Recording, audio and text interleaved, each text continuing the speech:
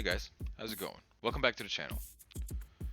It's been a long wait since the last video, I do apologize, but we're back and I really wanted to show off this video because it was a request that one of you did reach out to me with. Um, Taking your cloud simulations and basically turning them into a game asset. You know, if you want to dress up like a room or a scene or any kind of specific thing while controlling the face count is basically what we're going for. There are other methods in doing this, manual retopology, or even using the game engine of your choices, cloud simulations. But if you did want to kind of set it up within Blender, control everything yourself, this is a great method.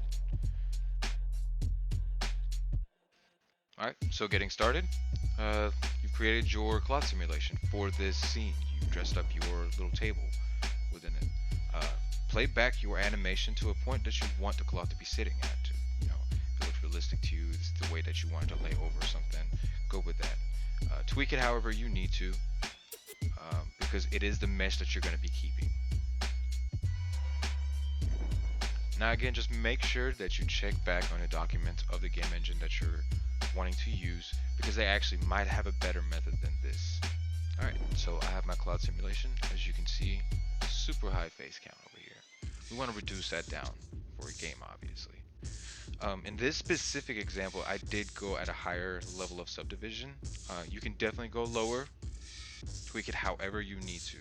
So this method, instead of doing a manual retopology, since it's just going to be just a little set piece, the player might not be too close to it, or it might just be an extra or anything like that that you want to create. I duplicated the object that I had, which was my high poly. Once I duplicated, now I have my low poly. What I'm going to be basically doing is using the decimate modifier. The reason why I can do this is because we have a flat plane, so UV unwrapping this would be a cake even if we had triangulated faces, by just selecting all of the borders. So using the decimate modifier, I unsubdivided it 5 times, or you can select your own amount of times, just depending on how many faces you require within that scene. Just make sure that you maintain that shape, because as you can see here, if you go too low, then you won't have enough faces to kind of cover over that hump. There's kind of a few methods that you can do to kind of get away with it, but in this one I went at a higher subdivision that way we kind of cover over, and it looks a little bit more detailed anyway. Now with baking, remember that you have your high poly and your low poly, but when they're both visible, they're going to be overlapping on top of each other. Just because of the change of faces, you can use a shrink wrap modifier on your low poly to shrink wrap onto the high poly, just to fit it a little bit better whenever you do bake.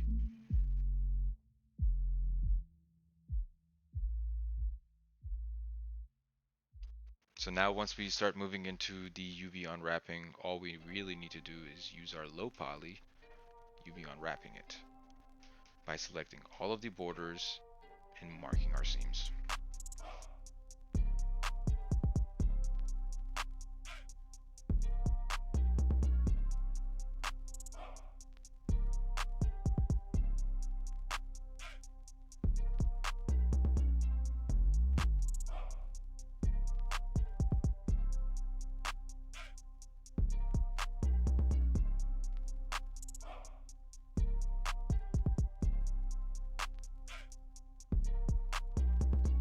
Now that we have our UVs, what we're going to do next is select our low poly and our high poly.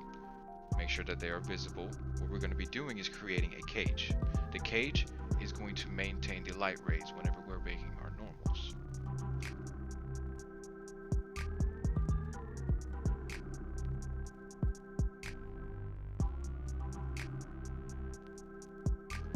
We create our cage by basically selecting our low poly, duplicating it with Shift D, selecting all of the faces, and then scaling up with Alt S, which will scale up by the normal directions of the faces that you have selected. So now you should have the 3 objects that you need. The high poly, which is our original cloud simulation that we created. Then our low poly, which is the one that we duplicated and decimated. And then our cage, which we scaled up all the faces by the normal directions. Select the files that you want everything to export to. Try and maintain organization because it would really help avoid any kind of issues.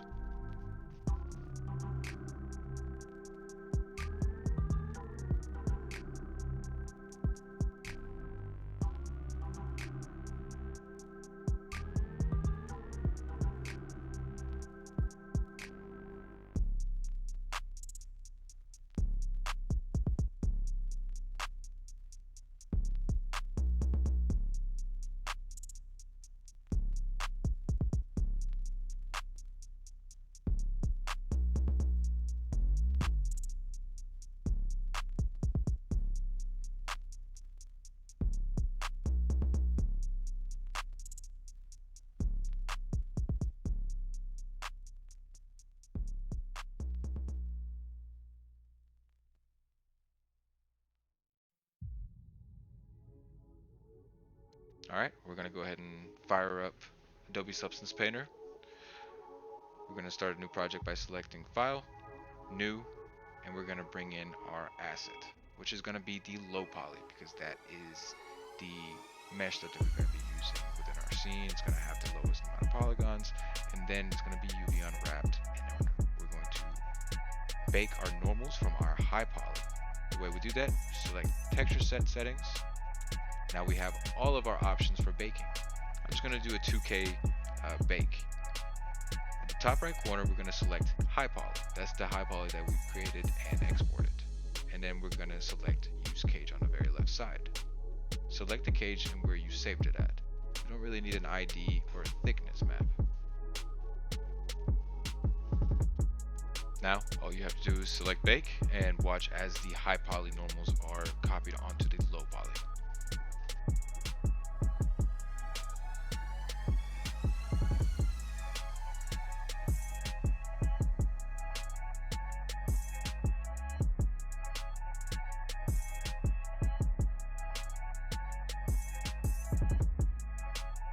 Now that we have our object, all we have to do is just start texturing. This is pretty much the fun part of it.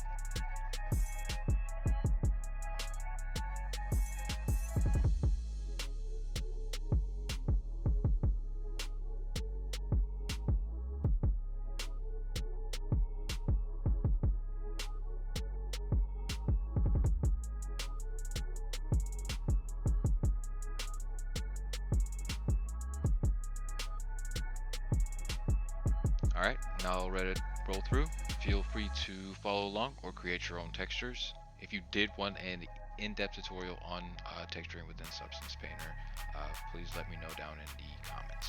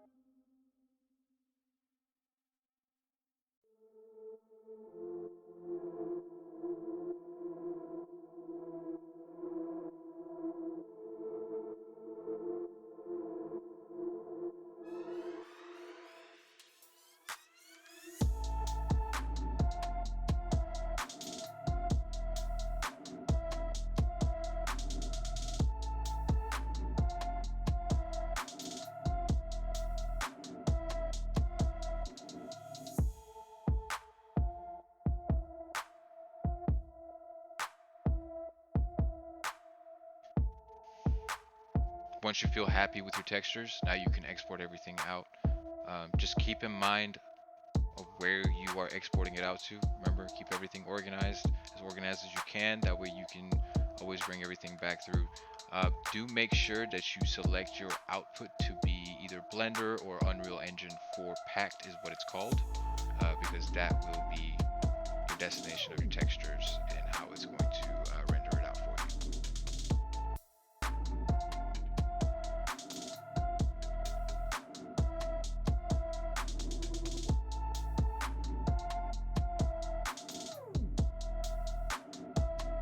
Make sure you have your Node Wrangler add-on selected within the preferences. It's a great add-on for your textures, so easily bring them in. Create your BSDF for your object. Control, Shift, and T. Pick your textures, and then bring them in.